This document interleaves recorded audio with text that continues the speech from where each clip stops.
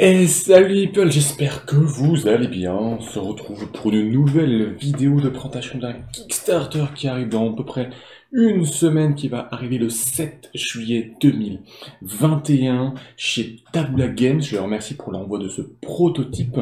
Je vais vous parler de Volfirion Guilds. Alors, si je vous dis Volfirion, vous devez tout de suite percuter. Et oui, puisque c'était déjà arrivé en Kickstarter il y a quelques années, presque 5 ans, 6 ans. C'était un Kickstarter qui était livré en 2019, qui avait récolté presque 200 000 euros. C'est un jeu de deck building pour 2 joueurs. Il y a un mode solo qui existe. Les règles étaient disponibles en français au niveau digital. C'est exactement cette boîte-ci, cette petite boîte. Alors, Volfirion Guides, qu'est-ce que c'est? C'est un standalone, c'est-à-dire que vous allez pouvoir mixer toutes les cartes que j'ai devant moi, que je vais vous présenter dans cette boîte-là, mais des nouveautés et des petites choses en plus.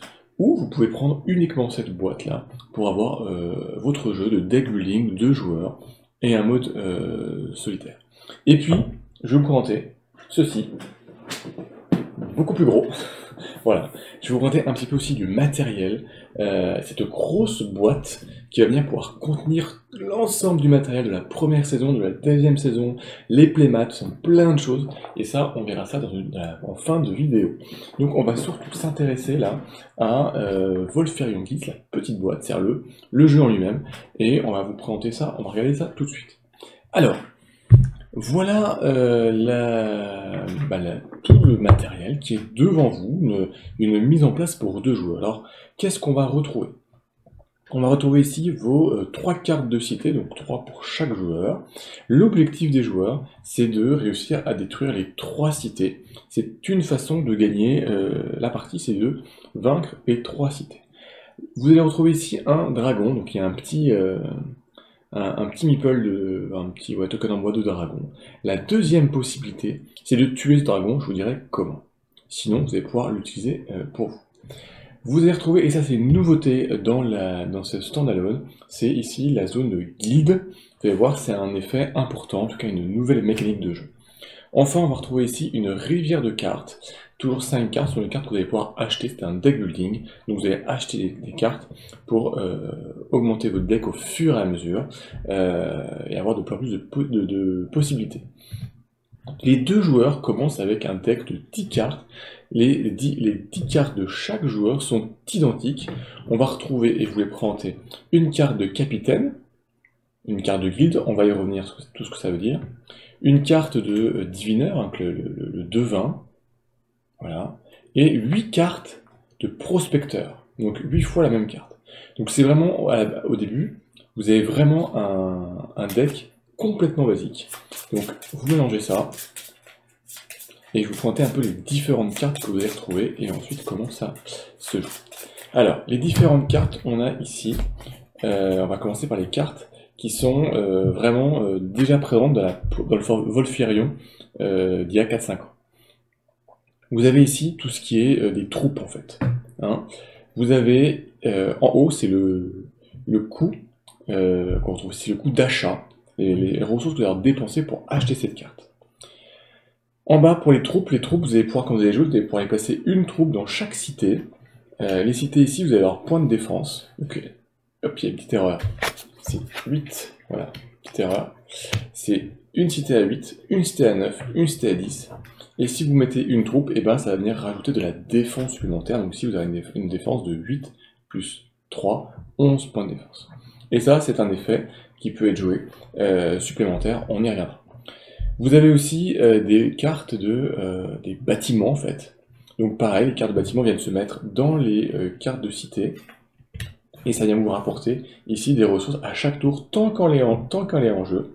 Vous gagnez ici des ressources, il y a 3 types de ressources, je vous l'expliquerai après. Ici, ce sont des cartes des merveilles, des merveilles qu'on peut ici acheter contre les points de combat, que vous allez jouer dans votre zone de jeu. Donc, et ici, ce sont toujours les ressources que vous allez gagner tant qu'elles sont en zone de jeu, et en dessous, c'est un effet que vous allez pouvoir activer. Vous avez enfin 2 nouvelles cartes, les cartes de guilde justement, donc toujours le coût d'achat, les ressources qu'elles vous apportent, et le symbole de guilde, puisque vous allez pouvoir ici les jouer ici, on va y revenir. Et ici, les cartes des agents, en fait, ce symbole-là. Donc ici, le coût d'achat. Ici, quand il y a un symbole, c'est un effet qui est unique, qui se joue une seule fois, au moment où vous achetez cette carte. Et ici, c'est son effet, on va y revenir. Donc je vais enlever ces cartes que j'ai mis là. Donc ici, on va les mettre, hop là, dans la... Sauf la carte de... Hop. Donc ça, c'est vraiment, toutes les cartes sont mélangées. On met 5 cartes pour la rivière. Ici, vous avez toutes les cartes des merveilles qui sont mises ici. Il y a toujours 2 cartes de disponibles. Donc, à votre tour de jeu, vous piochez. Vous voyez que vous commencez la partie avec 5 cartes. Donc là, je sais pas si j'ai bien mélangé, mais bon. De toute façon, au début, votre deck il est vraiment minime. Vous allez récupérer 5 cartes. Ça peut être 5 cartes identiques. Donc, la première chose, c'est que vous allez jouer vos cartes. Tout simplement. Les cartes, quand vous les jouez, donc ici, bah, je me retrouve avec donc, 3 prospecteurs, un capitaine, un divin. Un devin. Vous avez ici les ressources. Donc ici, vous avez 3 types de ressources qui sont les 3 types de ressources du jeu. Vous avez ici les points de commandement, les points ici d'attaque, le glaive, et ici les points d'esprit. C'est peut-être plus le terme exact dans la règle, mais je l'ai traduit comme ça. Donc les points ici, vous les cumulez. Donc ici, vous avez 1, 2, 3, 4, 5 points d'achat. Avec ça, vous pouvez ici acheter des cartes, donc en fonction des valeurs. Hein. Donc si vous ne pouvez pas l'acheter, c'est 7 points. Ça c'est 3, 5, voilà. Vous pouvez acheter des cartes. Vous allez pouvoir aussi, avec ces points de commandement, lorsque vous avez des troupes qui sont déployées, vous allez pouvoir les redéployer entre vos cités, ça vous coûte 2 points de commandement. Les points d'attaque, à quoi ça va servir? Bah attaquer. 2 choses. Si vous avez suffisamment de points d'attaque, c'est-à-dire que vous pouvez attaquer une cité adverse, donc il faut avoir plus de points d'attaque que sa défense. Donc ici, il faut avoir plus de 9 points d'attaque, 8 points ou 10 points d'attaque, s'il n'a pas de défenseur. Si vous réussissez à avoir donc, plus de points d'attaque, bah, tout simplement, cette cité va être détruite. Voilà. Elle est détruite. Vous pouvez aussi, avec les points d'attaque, acheter des cartes de merveille, en fait. Donc ici, en fonction des points d'attaque, ici 3 ou 4, ces cartes vont venir dans votre défausse. Enfin, donc comme je vous disais, le dernier façon de gagner, c'est de vaincre ce Volfirion, le dragon. Pour ça, il faut aussi avoir accumulé devant soi, en un tour de jeu, 16 points d'attaque. Ça va pas être simple, il va vraiment cumuler et faire un bon deck building. Les cartes, les points de magie là, ils vont vous servir de 2 façons. Soit vous allez les dépenser pour retirer des cartes de la rivière qui ne vous intéresse pas, on va les mettre ici, pour en mettre une nouvelle. Donc c'est 3 points ça vous coûte 3 points de ressources. Ça va aussi vous permettre, à la place, pour 8 points, si vous cumulez 8 points d'esprit, vous pouvez envoyer le dragon dans une cité adverse. Alors, qu'est-ce qui se passe à ce moment-là? À votre tour, il ne se passe rien. L'autre joueur va jouer, et si par hasard il n'arrive pas à avoir 8 points d'esprit, donc il ne peut pas renvoyer le dragon dans son repère, et bien si le dragon finit son tour, le tour de jeu dans la cité de l'adversaire, et bien le dragon, dans sa fureur, détruit la cité. Donc c'est une deuxième façon de détruire la cité, c'est d'envoyer le dragon pour 8 points de ressources chez votre adversaire. Donc voilà, vous avez vraiment les 2 façons de gagner. Détruire les cités ou combattre le dragon pour 16 points. Alors, au niveau des cartes, il vous reste ici ces cartes de guilde. Donc, comme j'ai dit ici, on peut mettre des cartes de soldats, de tours. Les cartes de merveille, elles vont être dans votre jeu. Et ici, les cartes de guilde. Alors, une carte de guilde, à tout moment, quand vous les jouez, vous pouvez en réserver une ici. Donc, la mettre ici, dans votre zone de guilde. Donc, une fois que vous avez acheté vos cartes, donc là par exemple on va faire un tour de jeu, j'ai acheté donc j'ai 5 ressources, 1, 2, 3, 4, 5, par exemple j'ai acheté celle-ci et celle-ci. Alors, donc j'achète pour 2 plus 3, 5, hein, j'ai le droit, et j'applique les effets qui sont indiqués, qui sont juste en dessous, qui sont des effets au moment où j'achète la carte. Donc pour ici cet effet-là, ça me permet de regarder la carte dessus de mon deck, et soit je la remets au-dessus, soit je la remets en dessous. Là j'ai un deck qui est très petit, qui n'a pas grand intérêt, mais il existe. Celui-ci, cet effet, ça vous permet de détruire une carte ici que l'adversaire aurait mis dans sa guilde. Bon, là c'est pas le cas, il n'y en a pas. Donc ici vous mettez, vous mettez ces cartes achetées dans votre défausse. Avec 3 points d'attaque, je peux pas attaquer mon adversaire, j'ai pas assez. En revanche, ici, je peux attaquer et récupérer cette carte de merveille. Alors ici, quand je la récupère, les cartes de merveille permettent en particulier d'épurer votre deck. Vous pouvez supprimer à jamais, donc bannir une carte. Donc par exemple, ici, je peux bannir un prospecteur qui m'intéresserait plus pour essayer de nettoyer mon deck et d'avoir un deck de plus en plus puissant. Et avec les 3 points d'esprit, je peux pas faire grand chose. Je pourrais faire tourner les cartes ici, mais ça n'a pas grand intérêt. Donc une fois que vous avez fait votre tour, vous défaussez toutes vos cartes. Si vous restez des cartes en main, vous les défaussez et vous piochez 5 nouvelles cartes. D'accord. Bien sûr, on remet les cartes ici. Ça va être ensuite à l'autre joueur de jouer. Alors en début de partie, c'est vrai qu'on va jouer, on a des cartes vraiment pas très fortes. L'objectif, c'est vraiment de construire son deck pour avoir de plus en plus de choses à faire. Alors, il y a encore beaucoup de choses à faire, il y a des combos à faire, et c'est là que c'est très intéressant, et des effets à activer. Donc, en bas de chaque carte, on a un très grand nombre de cartes, en plus de son effet, vous avez un effet supplémentaire. Donc ici, par exemple, si lorsque vous la jouez, si vous la bannissez, donc au lieu de la mettre chez vous, si vous la bannissez, vous gagnez 2 points de magie supplémentaires. Vous avez ici des effets de combo. Donc ici par exemple, si vous achetez le Quomdome, quand vous la jouez, ça vous donne 2 points d'esprit. Et ici vous avez un symbole, parce que chaque carte a une couleur, donc ici rouge, gris, violet, et puis je crois qu'il y a encore vert. Voilà. Donc ce qui vous dit, c'est que si par hasard vous avez ici dans votre jeu, donc dans la carte que vous allez jouer, donc celles qui sont déjà jouées dans vos villes, vous avez une carte de ce symbole-là. Donc si vous jouez par exemple l'éclaireur en même temps, et bien vous avez ce bonus supplémentaire. Donc vraiment il va falloir acheter les bonnes cartes pour avoir les meilleurs combos possibles, pour essayer d'avoir de plus en plus de points, et d'avoir de plus en plus de possibilités d'achat de cartes, d'attaque, ou d'orienter vos stratégies sur le dragon. Alors il reste cette partie de guilde qui est un peu une des nouveautés. Alors, vous pouvez donc à tout moment réserver une carte. Ce qui se passe, c'est qu'au début de votre tour, quand vous avez vos 5 cartes en main, avant de les jouer, vous pouvez décider de récupérer cette carte dans votre main, ce qui vous donne une 6e carte en main, donc plus de possibilités, donc plus de ressources.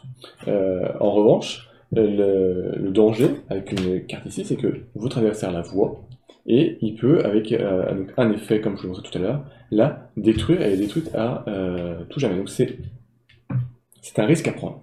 Ensuite, cette garde de guilde offre des possibilités. Lorsque vous avez une cité qui est détruite, à partir de ce moment-là, vous pouvez échanger, donc il vous reste que 2 cités, vous pouvez échanger 4 points de commandement ici, ces points, ces petits cercles là, vous pouvez échanger 4 points contre 1 point d'attaque ou 1 point de magie, donc c'est une sorte de marché disponible.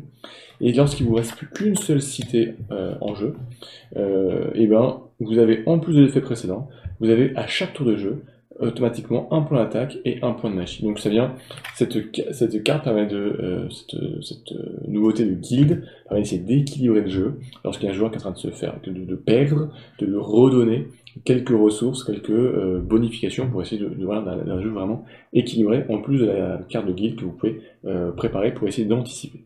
Alors, il vous reste dans les cartes à présenter, il vous reste une carte, un effet, ce sont les agents. Alors les agents ils sont très intéressants, puisque en fait à votre tour de jeu, vous pouvez décider lorsque vous jouez un agent, de le jouer sur une carte de la rivière. Vous le mettez donc sur n'importe quelle carte, ce qui fait qu'en fait au moment du tour de jeu de votre adversaire, la carte qui est dessous, elle n'est pas accessible. Il ne peut pas l'acheter, il ne peut pas la prendre.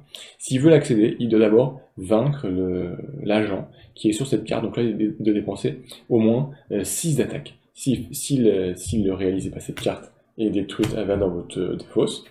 S'il ne la laisse ou s'il ne veut pas la vaincre, à votre tour de jeu, il y a 2 possibilités. Soit la défense est supérieure à la valeur d'achat, donc là c'est ce qui est le cas. Et dans ce cas-là, cette carte est défaussée et vous récupérez directement dans votre main gratuitement, donc en plus des 5 cartes que vous avez, cette carte-ci dans votre main. Donc ça vous fait 6 cartes. Si en plus vous récupérez la carte de guilde, vous pouvez avoir un tour à 7 cartes. Vous voyez que là, avec la construction de decks, à partir de ce moment-là, vous allez pouvoir avoir beaucoup de ressources. En revanche, si vous avez joué cette carte on va dire par exemple ici, on va essayer de trouver une carte qui soit plus chère. Si vous l'avez joué, voilà. Si vous l'avez joué ici par exemple sur une carte de valeur 7, vous jouez un agent de valeur 6, vous pouvez le faire. Sauf que à ce moment-là, à votre tour de jeu, vous ne récupérez pas cette carte gratuitement. Cette carte est tout simplement remise dans votre main, vous la récupérez, mais la carte ici n'est pas accessible. Donc vous va quand même devenir bloquer des cartes qui sont très fortes et que vous ne voulez pas que votre adversaire les récupère, ou en tout cas essayer de que ce soit plus difficile. Et d'ailleurs, cette carte, qui est une carte les plus chères, a des effets très intéressants. Ici, par exemple, donc, quand vous la jouez, au moment où vous la jouez à votre tour de jeu, vous gagnez 2 points de commandement, 2 points de magie, et si vous avez en même temps dans votre main en train de jouer ou dans les cités une carte violet, une seconde carte, donc prendre celle-ci, et bien ce qui se passe, vous pouvez déplacer le dragon gratuitement. Donc un effet très intéressant celle-ci. Donc il y a vraiment des combos à faire par rapport aux différentes couleurs de cartes pour essayer de pouvoir activer l'effet qui est en bas, ou aussi des effets vraiment one-shot, je dirais, à utiliser au bon moment, comme ici, ces effets où, lorsque vous la jouez, vous pouvez la bannir complètement du jeu pour récupérer des ressources supplémentaires. Donc si vous avez vraiment à avoir une bonne construction, si vous rêvez avoir un peu des ressources merveilles pour épurer votre deck, pour enlever toutes ces cartes de prospecteurs qui au début de partie sont bons, vous donnent des ressources mais ensuite sont vraiment pas intéressantes, essayer d'éliminer pour garder uniquement les bonnes cartes, ça peut être très puissant. Vous avez aussi par exemple ici un diplomate. Alors un diplomate, il coûte 5. L'intérêt c'est que lorsque vous l'achetez, vous allez les mettre dans le deck adverse. Hein, c'est au moment cet effet-là. Alors, il ne peut jamais être détruit. Et en fait, un diplomate, ça vient pourrir le deck de votre adversaire, puisque quand il va l'avoir en main, ça lui donne aucune ressource, et il ne peut pas la détruire. Donc c'est vraiment venir embêter votre adversaire. Donc il y a aussi ce côté-là, de venir influencer indirectement le deck de votre adversaire. Et donc voilà, donc après vous faites votre partie, vous jouez, juste à ce qu'il y ait un joueur qui ait ces 3 cités détruites, ou si vous arrivez à un moment donné à avoir devant vous, donc dans les cartes qui sont jouées, puisque ici les cartes que vous jouez, hein, donc tant que vous avez pointé ici cet éclaireur que vous avez mis dans votre cité, à chaque tour de jeu, alors c'est pas un bon exemple, mais si vous le détruisez, on va trouver un autre exemple, un bâtiment par exemple, voilà, ici, un bâtiment, tant qu'il est joué dans votre carte, donc vous le jouez, et bien tant qu'il est dans votre ville, il vous rapporte à chaque tour un point de commandement, en plus des cartes que vous allez jouer à votre tour de jeu, donc avoir une belle cité, des belles cités bien construites, un bon deck, vous allez avoir beaucoup de points, et c'est là où vous allez pouvoir faire des gros combos, des grosses attaques, voire faire 16 points d'attaque, ce qui est pas évident. Et donc voilà, on joue la partie jusqu'à ce que les 3 cités soient détruites, ou quelqu'un ait détruit, tué le Volfiré. Alors voilà, vous avez vraiment, voilà, on a survolé, non, on a vu vraiment toutes les règles parce que c'est une des caractéristiques de Volfirion Guilds, et de Volfirion d'ailleurs, sur des règles qui sont très accessibles, surtout pour des joueurs qui ne sont pas forcément habitués au deck building. Je ne suis pas un grand deck builder, je sais pas comment on dit, un grand joueur de deck building, j'aime beaucoup ça, mais je suis pas forcément un expert en la matière, en tout cas le plus compétent. Mais là, les règles sont vraiment très simples. C'est aussi intéressant parce que vous commencez chacun avec le même deck, donc il n'y a pas de... Vous partez sur un pied d'égalité, et ensuite après il y a beaucoup de possibilités. Soit vous allez orienter votre stratégie sur des cartes plutôt de combat pour attaquer la cité adverse, ou attaquer le dragon, soit plutôt sur un côté un peu plus magie pour utiliser le dragon et l'envoyer régulièrement sur l'adversaire, dans les cités pour pouvoir lui détruire sans même avoir besoin de points d'attaque. Et puis ensuite il y a cette construction de deck avec vraiment une notion très importante qui est vraiment mise en avant dans ce deck building, c'est la partie épuration de votre deck, pour vraiment essayer de garder toujours le cœur de votre deck, puisqu'en fait il faut vraiment, c'est avec votre 5 cartes, plus les cartes mises en jeu, votre carte de guilde, sur un tour de jeu, avoir la ressource nécessaire pour attaquer, pour bouger le dragon. Il faut vraiment réussir à bien comboter et à bien préparer ses cartes. Si vous avez un trop gros deck, vos cartes très fortes vont trop être mélangées et vous n'arriverez jamais à avoir les bonnes cartes en même temps. Parfois il y a des effets de jeu qui vous permettent d'aller regarder vos cartes pour pouvoir les passer au-dessus, en dessous. Enfin, il y a plein de petits effets de chaque carte, il y a des petites choses comme ça qui vous aident et qui vous guident. L'ajout de la partie guilde par rapport à Wolfirion, je trouve est intéressant parce que ça ajoute les cartes de guilde, les cartes d'agents qui sont très intéressantes pour venir bloquer l'ennemi ou acquérir des cartes gratuitement. Et puis surtout cet effet de petites cartes de guilde. Donc lorsque vos cités sont détruites, une ou deux cités, vous avez un petit bonus. Ça permet d'un peu de rééquilibrer le jeu, en tout cas de redonner un petit quelque chose à joueur qui pourrait être en perte de vitesse ou qui aurait un sentiment de ne pas pouvoir s'en sortir et de pouvoir facilement parfois revenir, même si les deux cités détruites avec les bonus que vous allez avoir, revenir sur votre adversaire en détruisant ses cités. C'est un petit jeu qui est rapide, hein, une fois maîtrisé les règles et les quelques symboles, allez, en une demi-heure, 35 minutes, 40 minutes, c'est fait. C'est complètement... Il n'y a pas de texte sur les cartes, donc c'est multilangue. Il n'y a que la partie des règles.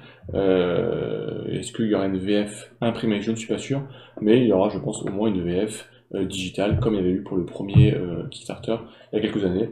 Donc on peut vraiment y jouer, même si c'est en anglais, très facilement. Alors ce que je vous propose, c'est de regarder un petit peu ce qui se cache dans cette grande boîte, pour vous montrer. Donc on va repasser aussi un petit peu sur la vue dessus là.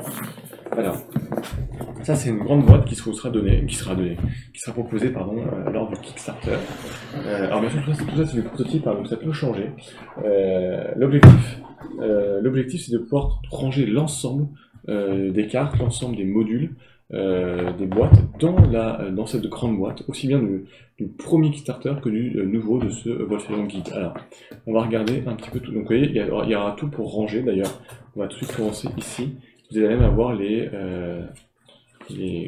intercalaires, hein. C'est du carton, donc ça c'est plutôt pas mal. Donc ça vous allez pouvoir venir vraiment ranger et mettre vos intercalaires. Voilà. Qu'est-ce qu'on va avoir ici?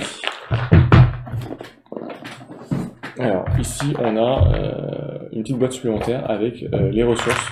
Puisque vous avez vu que la boîte de base, il n'y a pas les ressources. C'est vraiment, il faut calculer dans sa tête combien j'ai de ressources, qu'est-ce que je peux dépenser. Ici, vous allez pouvoir, si vous voulez, prendre les ressources qu'on a toutes vos cartes, pour avoir toutes vos ressources devant vous, et puis les dépenser. Sachant que les ressources ne se cumulent pas d'un tour à un autre. Donc c'est à utiliser à chaque fois, à calculer à chaque début de tour, et on dépense tout dans le tour, et ce qui est en trop, reste en trop. Donc ça, c'est voilà, ça permet d'avoir une petite facilité supplémentaire. Il y a vraiment beaucoup, hein, donc il y a peu de chances que vous arrivez au bout de l'ensemble des ressources dans une partie, mais voilà. Donc c'est plutôt sympa, ça aide surtout ceux qui ont du mal à se souvenir et à calculer.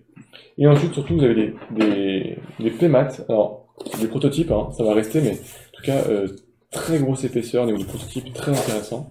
On va le mettre à l'endroit. Donc, je vais vous montrer les deux parce qu'ils ont des dessins, des images différentes. Donc voilà, ça permet de jouer. Alors, est-ce que dans la version finale, ils mettraient pas, ils vont pas imprimer les emplacements des différentes cartes? Ça pourrait être sympa, comme ça on pourrait retrouver exactement où elle se place, sinon vous les mettez voilà, tranquillement. Donc très joli dessin, ça c'est un des playmats, on voit le Wolfirion qui est dans une cité, justement dans une ville, et ça va mal se passer pour la ville s'il part pas rapidement. Et ici vous en avez un deuxième. Ici vous en avez un deuxième. Donc c'est une sorte de monstre là, tête en bas, et qui a passé un mauvais moment. Ici il y a des gardes avec une grande épée, voilà. Donc on retrouve vraiment la touche graphique qui est aussi d'ailleurs très jolie dans ce jeu, qui aime bien prendre en fait le Wolfirion.